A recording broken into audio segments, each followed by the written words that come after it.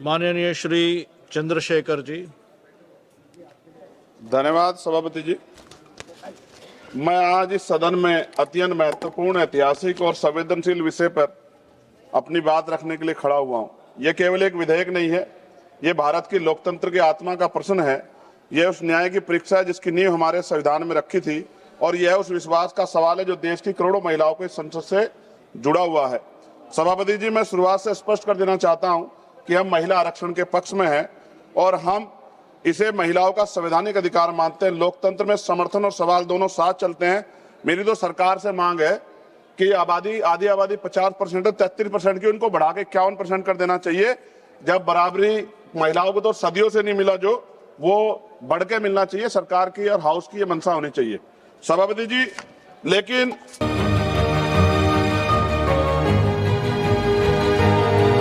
आरक्षण से पहले सुरक्षा के बारे में तो बताना चाहिए कि एनसीआरबी का डेटा क्या कह रहा है। तमाम सरकारों में महिलाओं पर हिंसा हो रही है, इसका जवाब भी सरकारों को देना चाहिए कि जब महिला सुरक्षित नहीं होंगी तो उनके अधिकार की रक्षा कैसे होगी। जब हम महिला सशक्तिकरण की बात करते हैं तो ये कोई नई सोच नहीं है, ये उस परंपरा की निरंतरता है जहां सावित्रीबाई फुले, मां रमाबाई, अहिल्याबाई होलकर, फातिमा शेख, झलकारी बाई, मां उदा देवी पासी, अवंतिकाबाई लोधी, मां फूलन देवी जैसी वीरांगनाओं के संघर्ष हमारे सामने उदाहरण है।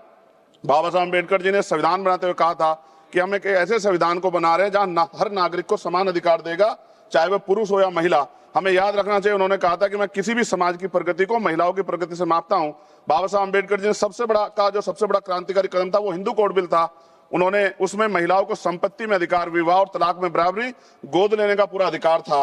और इसके जब वो सफल नहीं हो पाए तो उन्होंने कानून मंत्री पद से इस्तीफा दे दिया। सभापति जी महोदय, 73वें 74वें संविधान संशोधन जिसके तहत अनुच्छेद 243D और 243T में स्थानीय निकायों में महिलाओं के लिए आरक्षण सुनिश्चित किया गया। आज लाखों महिलाएं पंचायत और नगर पालिकाओं नेतृत्व कर रही है। वो अलग बात है कि बहुत बड़ी संख्या में महिला प्रतिनिधि अपने निर्णय स्वतंत्र रूप से नहीं ले पाती, क्योंकि हमारे समाज ने भी पुरुषों और महिलाओं की बराबरी को स्वीकार नहीं किया। कहीं पिता, कहीं पुत्र, कहीं पति उनके निर्णय लेते हैं। ऐसा बहुत बड़े पैमाने पर देखा गया। भाषण चाहे कुछ भी दिया जाए, लेकिन सत्यता यही है। सभापति जी, मान्यवर काशीराम साहब कहा करते जिसकी इतनी संख्या बारी उसकी इतनी हिस्सेदारी। इन्हीं विचारों की कसौटी पर अगर वर्तमान महिला आरक्षण कानून को परखा जाए तो स्पष्ट हो जाता है कि 33% आरक्षण आधी आबादी के साथ पूर्ण न्याय नहीं करता। और यदि 33% आरक्षण दे भी दिया तो सबसे बड़ा प्रश्न यह उठता है कि SC, ST और OBC और मुस्लिम वर्ग की महिलाओं को वास्तविक प्रतिनिधित्व कैसे मिलेगा, क्योंकि वर्तमान व्यवस्था में कोटे के अंदर कोटे कोई प्रावधान नहीं है। इसका सीधा अर्थ यह है कि आरक्षण उन वर्गों तक सीमित रह सकता है जिनके पास पहले से ही सामाजिक, आर्थिक और राजनीतिक संसाधनों तक पहुंच है। ऐसे में दलित, आदिवासी, पिछड़े और मुस्लिम वर्ग की महिलाओं को जो सबसे अधिक वंचित है वो हाशिए पर रह जाएंगी, फिर से प्रतिनिधित्व से बाहर रह जाएंगी। ये न केवल महिलाओं के अधिकारों के साथ अन्याय है बल्कि सामाजिक न्याय की अवधारणा के भी खिलाफ है। आज जरूरत है केवल आरक्षण देने की नहीं बल्कि न्यायपूर्ण और समावेशी आरक्षण सुनिश्चित करने की है। आप तो कोटे में उपवर्गीकरण यानी कि कोटे के अंदर कोटे की बात करने वाले हैं, तो महिला आरक्षण में इसे लागू करने के पीछे आप लोग क्यों रह गए? क्योंकि जब तक सबसे वंचित महिलाओं को उनका हक नहीं मिलेगा तब तक कोई भी आरक्षण अधूरा ही रहेगा। ये लड़ाई केवल आरक्षण की नहीं, ये लड़ाई बराबरी, सम्मान और असली लोकतंत्र की है। सभापति जी, मैं सदन के माध्यम से हो रही चर्चा के बीच एक मूलभूत प्रश्न उठाना चाहता हूं। सामाजिक न्याय की वास्तविक स्थापना कैसे होगी? हम सब जानते हैं कि बाबा साहब अम्बेडकर ने दलितों और वंचितों समाज के राजनीतिक सशक्तिकरण के लिए पृथक निर्वाचन की मांग की थी। उसका स्पष्ट मत था कि जब तक दलित समाज में को अपने प्रतिनिधि स्वयं चुनने का अधिकार नहीं मिलेगा तब तक उनका वास्तविक सशक्तिकरण संभव नहीं है। लेकिन परिस्थितिवश पूना पैक्ट के कारण यह मांग अधूरी रह गई, क्योंकि गांधी जी अनशन पर बैठ गए थे। मैं इतिहास को नहीं दोहराना चाहता, लेकिन उस समझौते ने दलितों को आरक्षण तो दिया लेकिन स्वतंत्र राजनीतिक आवाज छीन ली।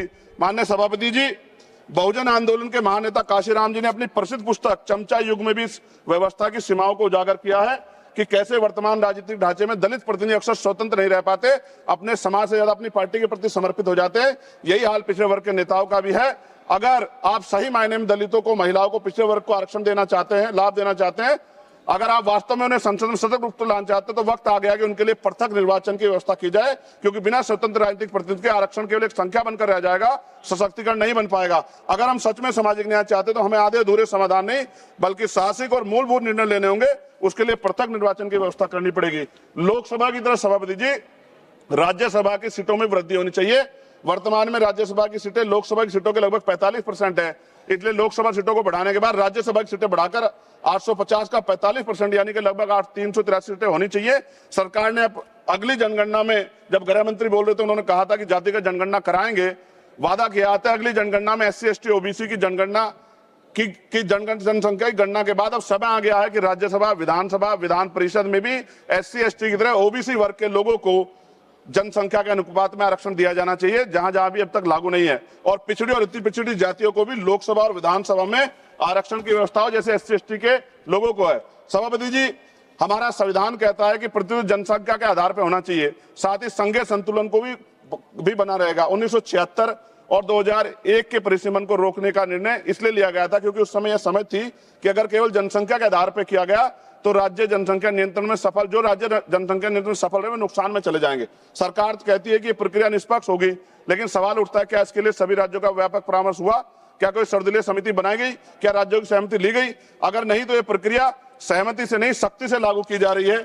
मेरी मांग है कि परिसीमन से पहले सर्वदलीय समिति बनाई जाए, राज्यों के बीच संतुलन बनाए रखने के लिए कोई फॉर्मूला तैयार हो।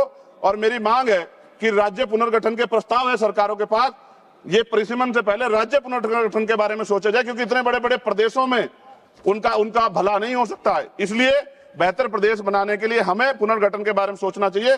सभापति महोदय, महिला आरक्षण कोई राजनीतिक कार्यक्रम नहीं है, महिलाओं का अधिकार है, इसे वोट बैंक की राजनीति से ऊपर उठकर देखना चाहिए। और अखिलेश जी, सभापति जी खत्म करते हुए, अखिलेश जी यहाँ बैठे हुए हैं, मैं उनसे भी आग्रह करूंगा, राजनीति में one vote one man one vote one value के सिद्धांत पे लोकतंत्र टिका हुआ है। आप देखिए कि दिल्ली की आबादी क्या है और उनको मिल क्या रहा है। हम साउथ के प्रदेशों की चिंता करते हैं, लेकिन क्या ये जो हमारा प्रदेश है, उत्तर भारत है, क्या इधर नहीं देखना चाहिए? अगर हम लोग करीब से देखेंगे अखिलेश जी, तो 2011 की जनगणना के अनुसार ये समझिए कि उत्तर प्रदेश की आबादी 20 करोड़ थी उस समय, और 20 करोड़ का मतलब हमें आज 140 सीटें मिलनी चाहिए। राजस्थान के साथ भी छल हो रहा है, मध्य प्रदेश के साथ भी, बिहार छत्तीसगढ़ के साथ भी, हरियाणा के साथ भी, पंजाब के साथ भी। मेरी ये मांग है कि हम राजनीतिक भाईचारा निभाते हुए ये ना भूल जाए कि हमारे प्रदेशों के क्या हाल है। आप समझ के देखिए, एक MP कितने क्षेत्रों को कवर कर सकता है? इतनी बड़ी बड़ी लोकसभाएं बनी है। तो ये आज आवश्यकता है कि हम उत्तर का भी ध्यान रखें, हम लोग नॉर्थ का भी ध्यान रखें, और ऐसा कॉमन मिनिमम प्रोग्राम बनाए जिसमें उत्तर प्रदेश का जो 20 सीटों का नुकसान हो रहा है, अगर ये लागू हो जाएगा तो भी वो 20 सीटों का नुकसान की भरपाई कैसे होगी, इसके बारे में ध्यान रखते हुए, और पिछड़े वर्ग की महिलाओं को, मुस्लिम वर्ग की महिलाओं को, और पिछड़े और अति पिछड़े समाज को लोकसभा और विधानसभा में भी आरक्षण की व्यवस्था करानी चाहिए। ऐसी मेरी मांग है। बहुत बहुत धन्यवाद। जय भीम, जय भारत, जय संविधान। बाबा साहब अम्बेडकर जिंदाबाद। मान्यवर काशीराम साहब अमर रहे। सरकार है, पुलिस मजबूरी में मुकदमा दर्ज कर लेगी, लेकिन आप ये जानते हैं और मैं भी जानता हूं कि कोई भी ऐसा अनैतिक कृत्य नहीं हुआ है जिस पर मुकदमे दर्ज हों। बाबा साहब की शोभा यात्रा निकल रही थी, कुछ नौजवान जोश में आके वहाँ चढ़ गए। कोई ऐसा अपमान नहीं किया है। बाबा साहब का वो किसी पार्टी का झंडा नहीं था, अशोक चक्र है उस झंडे में, और वो नोट पे भी है। तो ऐसा किसी को आपत्ति है उस झंडे से, तो नोट भी अपने घर के निकाल के फेंक दो सब। लेकिन मैंने पुलिस के बयान सुने, बड़े अधिकारियों ने बयान दिए कि किसी की आस्था को कोई ठेस नहीं पहुंचे। वो लोग चढ़े थे, उन्होंने वहाँ झंडे लहराए, सेल्फी ली और भी वापस उतर आए।